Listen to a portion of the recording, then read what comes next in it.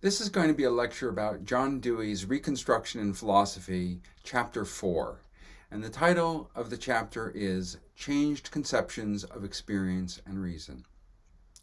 So, this is a chapter in which Dewey really wants to delve into the concept of experience. And this is a central chapter for the book and for Dewey's philosophy in general.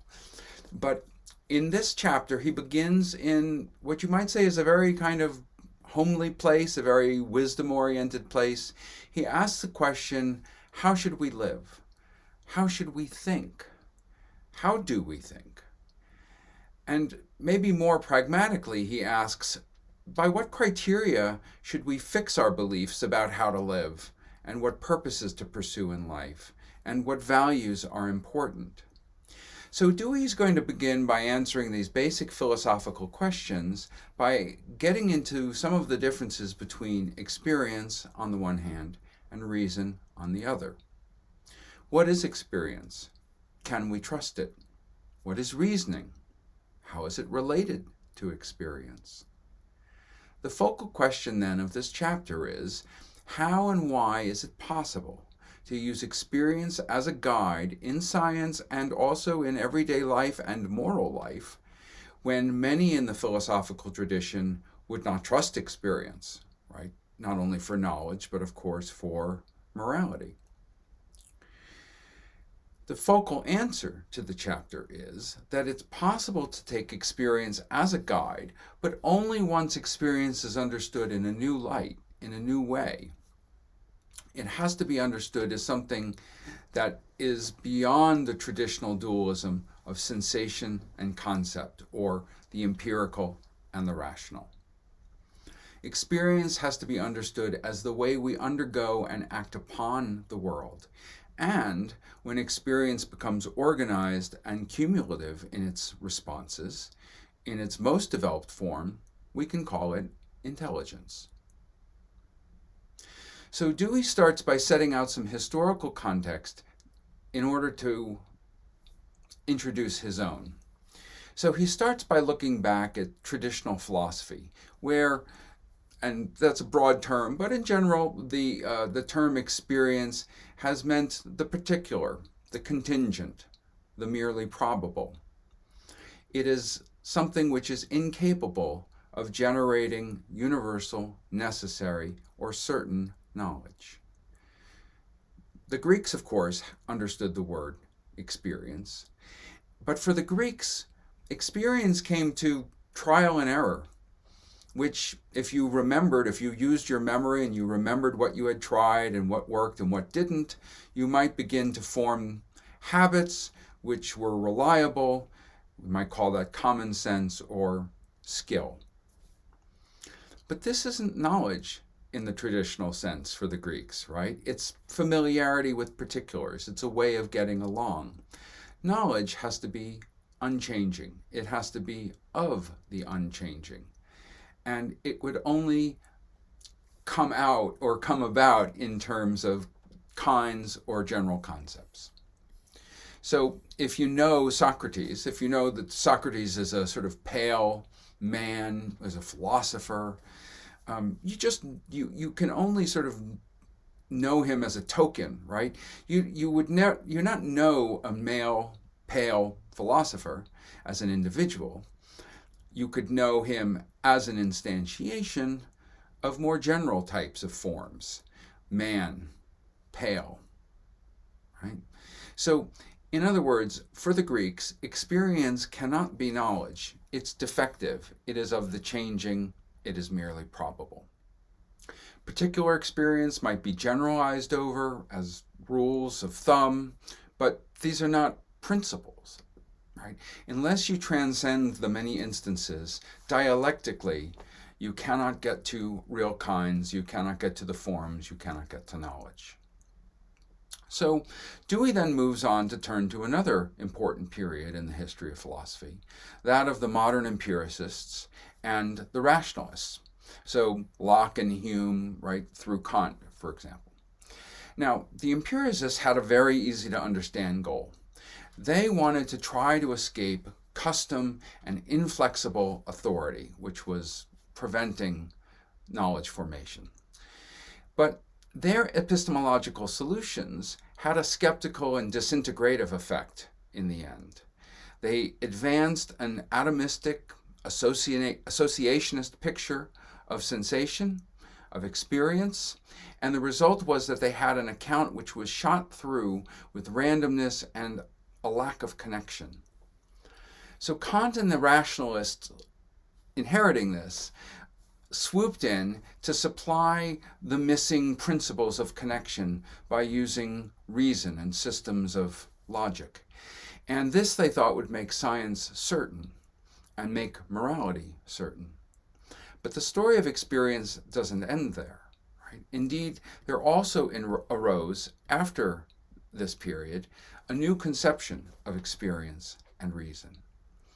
Now, this was made possible because of two important changes or advances. One was a new psychology, which was based in biology, and we can thank William James for really getting that off the ground. And an ecological picture of minds as things that existed and interacted in environments. So the first factor was a new psychology based in biology, ecological, interactive. The second was changes in how experience itself had become conceived, right? So there was a change in what people thought of experience as being good for, right? So what shifts here in general is a shift from experience versus reason to reasoning within experience. So let's talk about the first advancement, the change in psychology. So the early period of psychology saw the mind as a kind of blank slate. It was written on by sensations, which reproduce those sensations in the mind or in the container of the mind as images or percepts or perhaps concepts. And these were then acted upon, or you did things with this container of contents with the will or volition, with action and perhaps even emotion, imagination. The new model that comes about is one of life and activity that's continuously acted upon and acting on an environment, right? It's a dynamic, interactive system, we might say. So organisms, of which we are one, live by constant adaptation to their environment and by constant adaptation of their environment. Right? So there's an alternation in this kind of experience between doing and then suffering the consequences of one's own doing. And suffering is a very general term. It could just mean undergoing. Like, you get a scoop of ice cream and then you suffer the consequences of putting it in your mouth. I mean, it's not necessarily suffering. But you do, and then you suffer the consequences or undergo the consequences of what you've done. And in the experience of modern people, many of the experiences that we have, right, the doing of them and the suffering of them are mediated technologically, but also linguistically. Also, on this new model, experience is cumulative, right? It's not just, more experience just doesn't mean more and more impingements of sensation or sense data or whatever you want to call it. It's cumulative, like you learn things, and then once you learn something, the thing that comes along afterwards, if it's similar, doesn't strike you the same way. You expect it, you anticipate it, and maybe you do something with it. So Dewey gives the example in the chapter of the infant that reaches and then burns themselves. This leads to a new meaning of that sensation and a new meaning for that situation. So, the expression, once burned, twice shy? Well, that's just learning, okay? So the implication for philosophy, Dewey says, is that once it adopts this model of experience, the organism-environment interaction becomes the primary fact, right? It's the primary fact. Experience is organized, it's connective, it's made up of adaptive actions, it's made up of habits, it's made up of active functions, it's made up of connections of doing and undergoing, some of which come along biologically, some of some of which come along socially. Right? And it's very important, I think, one of the points he makes in this chapter is that in our experience of the world, many of our interactions are shaped by language from the very beginning. And education then and nurture becomes extremely important parts of the story of how we come to know things or what it means to be intelligent. In this new way of looking at experience, knowledge is a secondary and derived fact. Sensation is not a gateway to knowledge anymore. It's more of a stimulus to action. It's more of an invitation or an occasion to do something.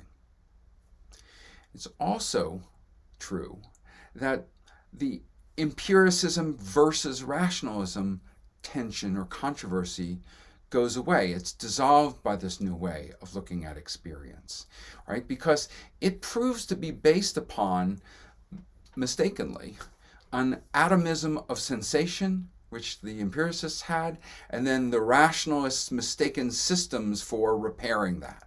Right? So there's a picture of sensation and the mind that is at the root of both huge mistakes in empiricism and then huge repaired work done by rationalism, which doesn't need to be done and is also neglectful of what James would call radical experience, what experience is like.